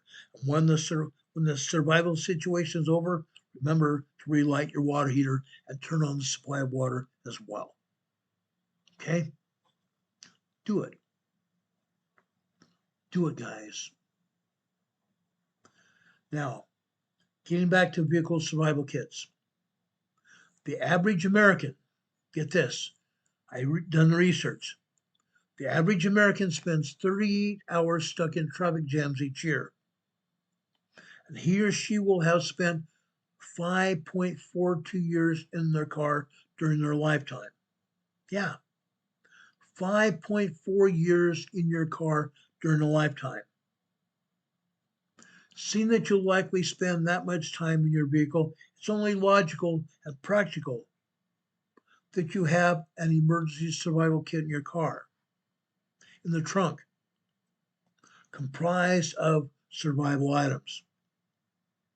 I'm going to give you a short list of those survival items right now. When crap hits the fan, you'll be glad you have these.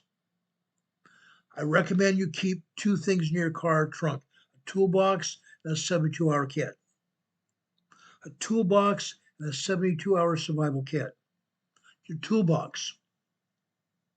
The toolbox should be comprised of items to get you out of tough situations. We've drawn up the essential tools, but feel free to add items that don't take up too much space. And they will offer considerable benefits to you and your family and they have a long duration shelf life as well. A survival axe. A small axe is sufficient.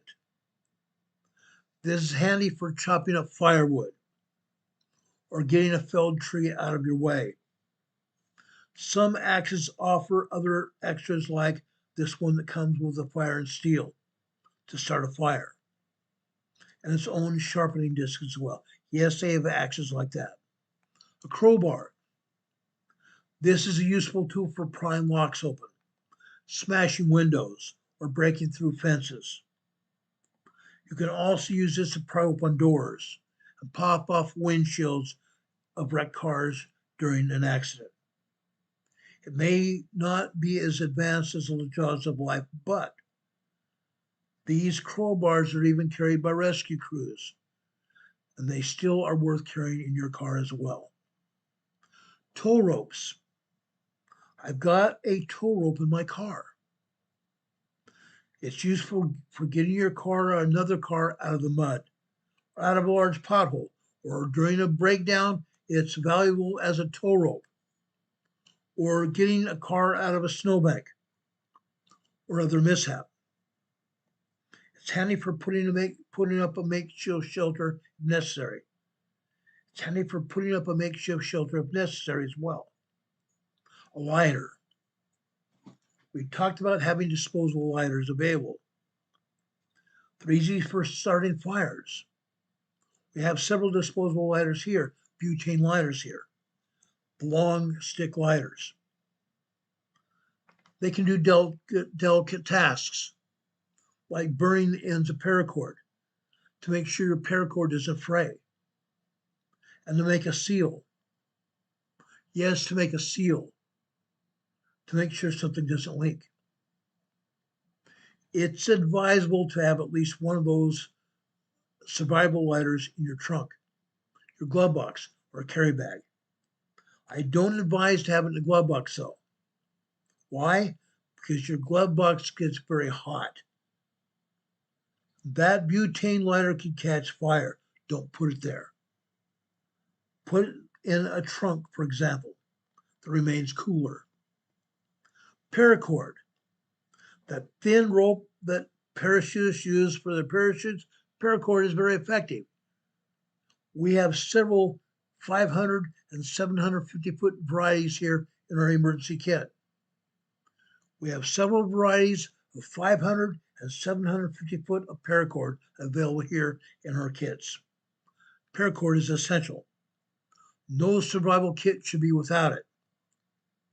Entire books can be written about many uses of this paracord. Now, you can pack a spool of that for at least 20 feet. Pack at least a 20-foot set of paracord. You can bring more if you wear it as a bracelet or on a belt. Yes, I have a paracord bracelet as well.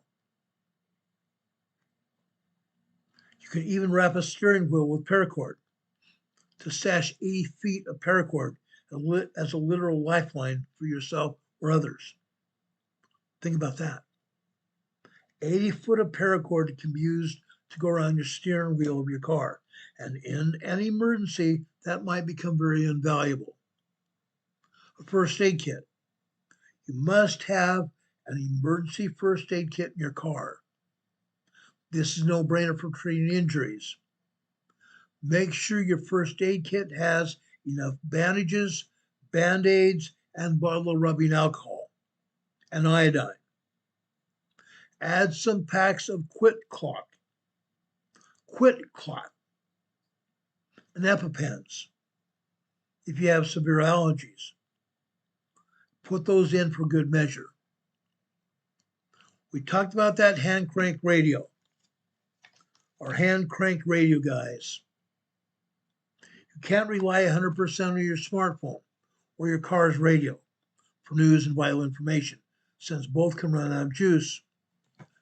Pack one of these Emergency Essentials hand crank radios.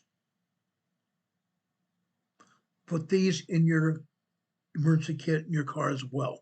Not just in your house, but in your car as well. Some even come with a light, such as this one does here. It also comes with a charger combo. Yes, you can charge this from the back as well.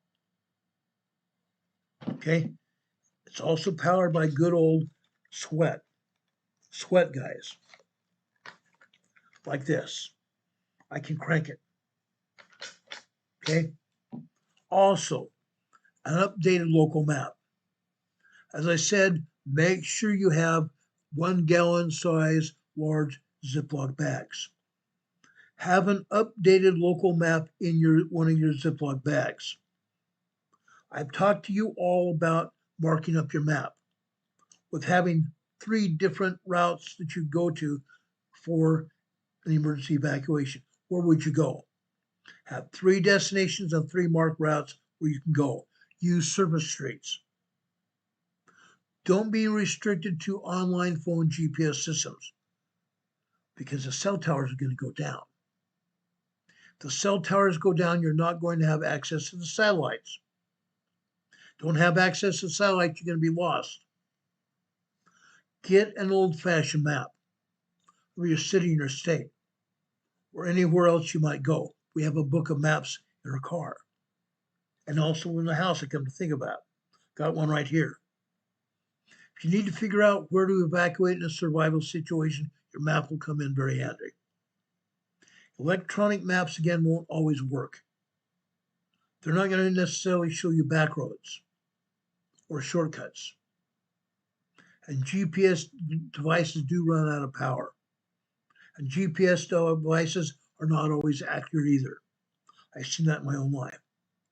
A survival kit or a survival knife. Opt for a survival knife with add-ons over a simple knife. We've had those. This is one of many survival knives I've got. Get one of these. Get one with extras like waterproof matches, fishing line and hooks, flint and steel other supplies. A survival knife is very handy. A portable shovel. A small shovel like the U.S. Army issues. You can dig a trench with it. You can dig holes with it. All kinds of uses. Some of these shovels like I have can also chop wood. It's not uncommon to be in a situation where you're going to need to dig your car out of snow and mud.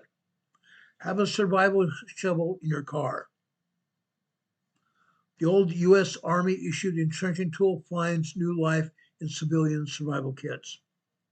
Its functionality and ability to fold flat when not in use makes it perfect for storing your car's trunk.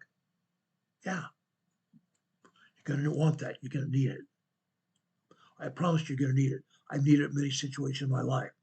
Remember that. That will help you. A 72-hour kit. I'm not going to talk about specifics to go in your 72-hour kit, but you need one. We've gone into 72-hour kits again. We're going to do it again soon. Food packs. High energy food bars with at least 400 calories each. Those should be in your pack. A minimum of 6 will do you good, but you can pack more. U.S. Army issued MREs is good, but it's not always good because those cause health problems. You can buy survival food in other places besides U.S. Army MREs. The MREs cause gas and other issues. Go over to other stores where they sell brand name food storage with individual meals. Okay? You're going to need it. You're going to need it. Note the dates of expiration on those meals, though. Note the dates on the expiration of those meals. Some are good for as much as 25 years. Check expiration dates before you buy it and before you put in your survival kit. Okay? If they're going to be exposed to heat, shelf life will be consideration here. Exposure to high heat inside a vehicle for warmer months will reduce the effectiveness of the food.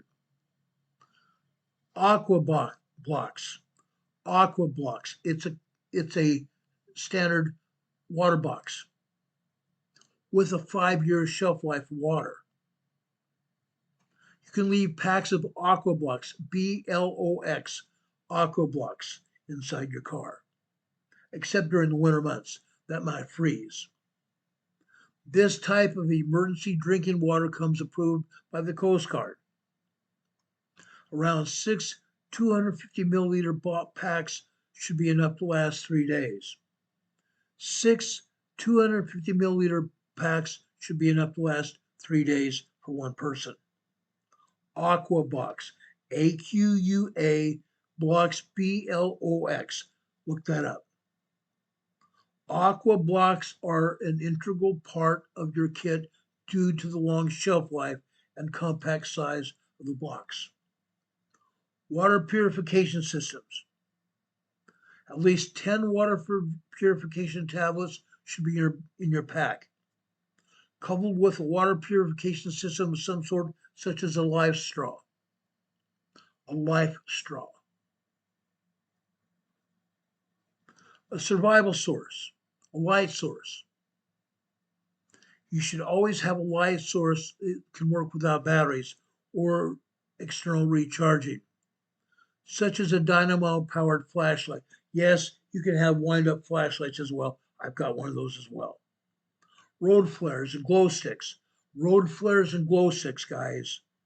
Be mindful of those. Also be mindful of their expiration dates. A dynamo flashlight will give you light no matter what. No matter the conditions, no matter what. Without worry. Except for noise. Yeah, noise. They cause a little tiny bit of noise. You can buy them on eBay. You can also get those from Amazon. You can get those almost at any store as well. A 30-hour survival candle. A 30-hour survival candle. Apart from providing a long-lasting light source that doesn't need batteries, the survival candle can also be used as a small stove to heat food. Be sure to provide adequate ventilation though. Crack your window. Provide adequate ventilation as well. You don't want CO2 buildup in your home because that will kill you. Provide adequate ventilation for candles. Waterproof matches again. Keep a box of these in your survival gear. And put those also in Ziploc bags so they don't get wet. A multi-tool like I just showed you. Some people that prepare actually have one on their person and one in their kit as well. With the attachments of the multi-tool, many functions. A good quality multi-tool will be very versatile, be very practical. Should you ever be in an emergency situation. We talked about emergency sleeping bags before. Those aluminum style NASA survival bags. In an emergency situation, You may not always be able to sleep in your car, and enough sleep is very important for your survival. Pack at least one of those with your emergency kit, at least one of those per person in your emergency kit. And make sure you get the windproof and waterproof type of emergency sleeping bag. Those are essential. An emergency poncho, we mentioned this before. Get a poncho with a hood so you can have protection from the elements. Eating utensils and crockery. Eating utensils and crockery. Unless you're okay with eating MRAs with your bare hands or spoon feeding your food with your survival knife, save the plastic spoons and forks for your takeout food, or invest in a couple camp spoons or forks or sporks. Sporks, folks. A small collapsible bowl like we have for our dogs, and the camper's mug are likely handy to have in your survival kit. A collapsible bowl, your forks and spoons you get from your takeout food, or you can get these aluminum forks and spoons or sporks that you can get from your Walmart or Target or any other outdoor store. Okay? Camper mug, collapsible bowl like we have for our dogs. Dust mask and safety goggles. We talked about this before. At least 2 pair of these should be stowed in your trunk to protect you from debris of airborne particulate matter. You can get those to meet the standards for the National Institute for Occupational Safety and Health. As we spoke before COVID, the best is an N95 mask. An N95 mask. Hopefully that mask word won't get me in trouble anymore. Sewing kit and duct tape. Sewing kit and duct tape. Guys, I have a sewing kit too.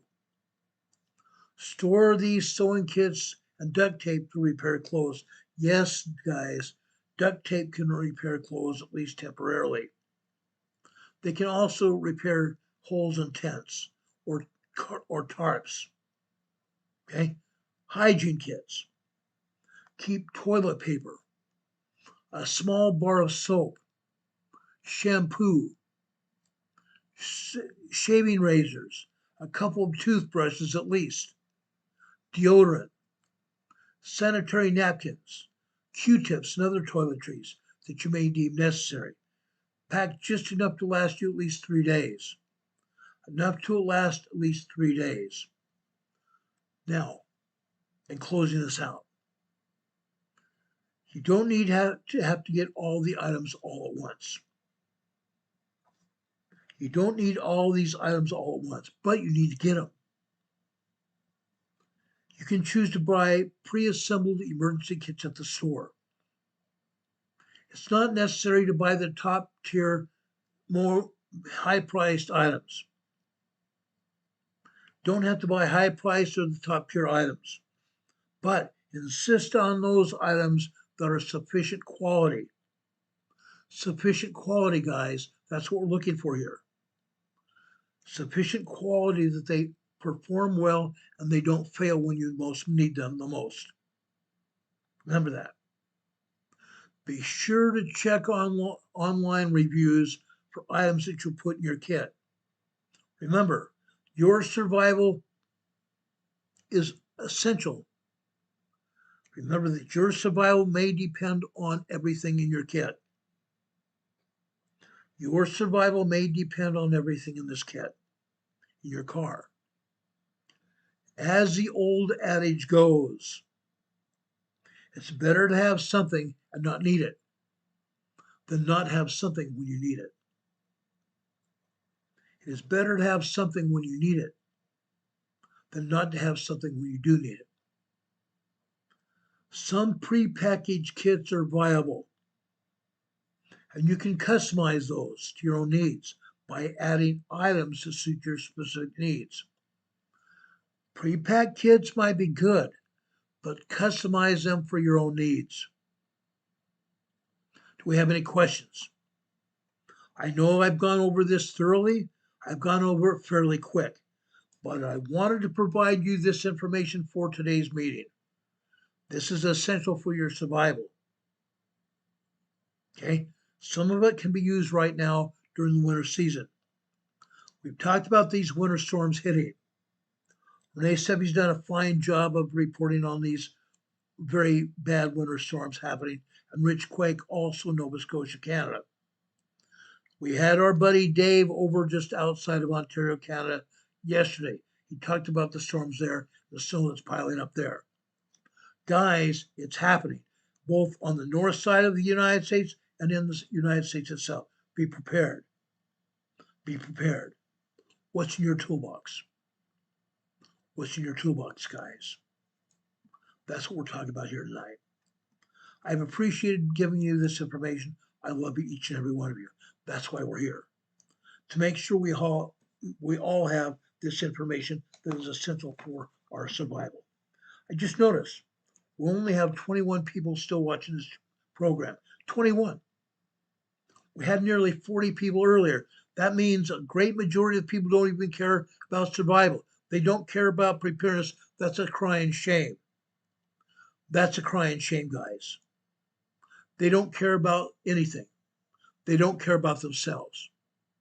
They'll be coming back to this program when crap hits the fan. They might not be able to get to it. That's because YouTube took it down. Yeah, that's also a problem. Guys, this is important. Laura Marie here in the chat says this is a great list of items. I took notes on a shopping list so I can refer to it when I'm out shopping. Thank you, Laura Marie. I ask all of you do the same. Use this information for your good, guys. Use this information for your good. You'll be thankful you have it.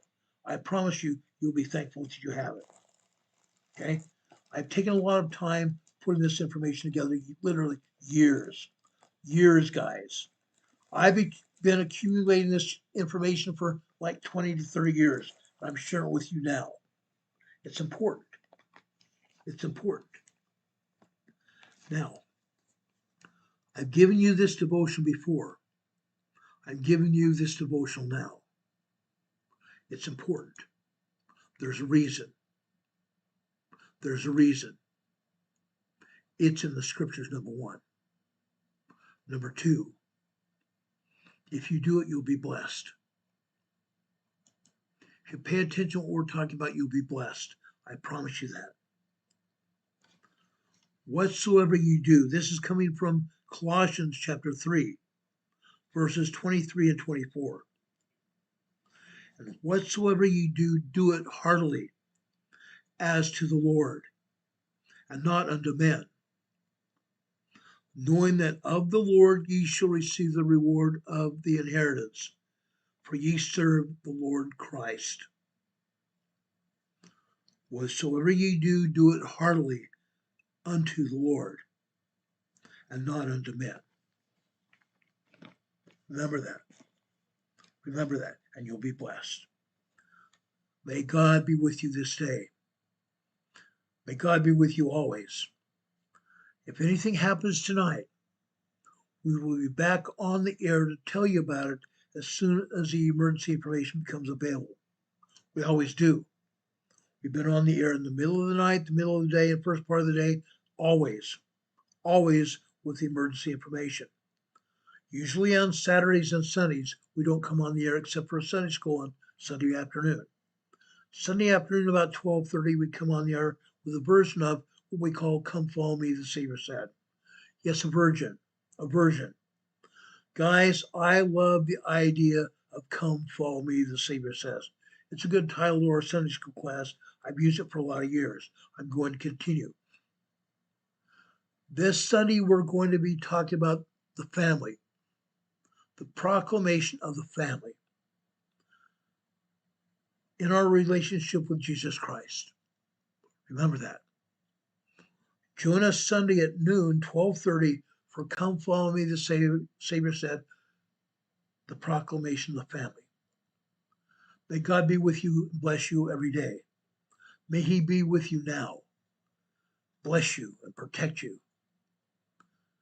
Those people that are sick and afflicted or need Heavenly Father's blessing, we pray for you as well. Know that. We love you, and God loves you as well. God be with you until we meet again. We'll see you on the other side. I hope you have a wonderful day and a better tomorrow. Take care, everyone. God bless. See you soon. Good night. Bye-bye. Have fun. Take care. Enjoy. See ya. Bye.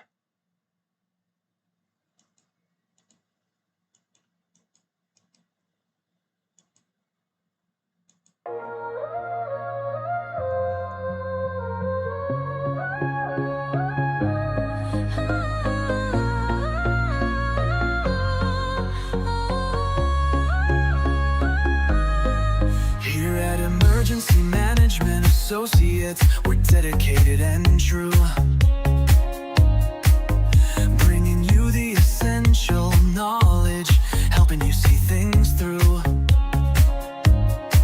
From disaster preparedness to navigating recovery's embrace, we're here to guide you in every unpredictable time and place.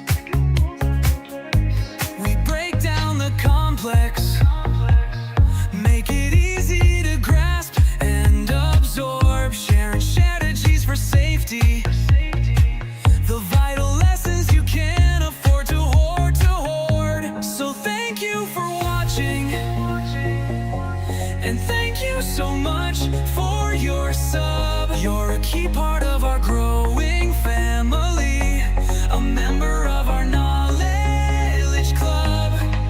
With every like, every share, and every comment you send our way, our critical message spreads further, helping more people every single day. Together we're stronger and more prepared. That's the truth we all abide. You help us build resilience with nowhere for uncertainty to hide. Your engagement truly inspires us. Your feedback acts as a guiding light, helping us continually grow and making our channel's future bright. We're always learning, always striving to be better, bring you the most up-to-date information, no matter the weather. Emergency Management Associates is here for you now and forever, it's true. Keep watching, keep learning, because we truly appreciate all that you do. Thank you.